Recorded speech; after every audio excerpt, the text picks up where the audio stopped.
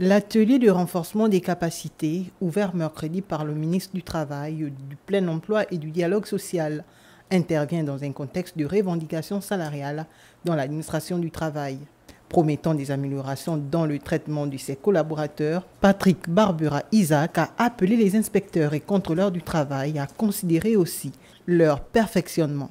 On ne doit pas être toujours là à réagir, on doit prévenir. Il faut être à l'écoute des préoccupations. Il y a une préoccupation à la mode, c'est la valorisation salariale. Les gens, ils en ont peut-être marre d'être adossés à des grilles qui datent d'il y a 20 ans, 30 ans. On doit suivre les préoccupations. Qu'est-ce qu'ils veulent maintenant les gens? Donc je vous invite à tirer le meilleur parti des enseignements de cet atelier.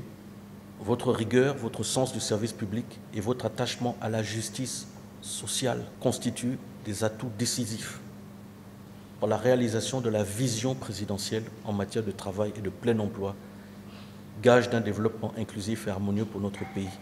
Face aux multiples plaintes des travailleurs en entreprise, le ministre gabonais du Travail a exhorté les participants à s'approprier des outils de ce cadre de perfectionnement pour être plus efficaces sur le terrain. Il faut toujours prendre les bonnes décisions. Je vous invite donc à être proactif, attentif aux évolutions de notre société et à l'écoute permanente des préoccupations des travailleurs et des employeurs.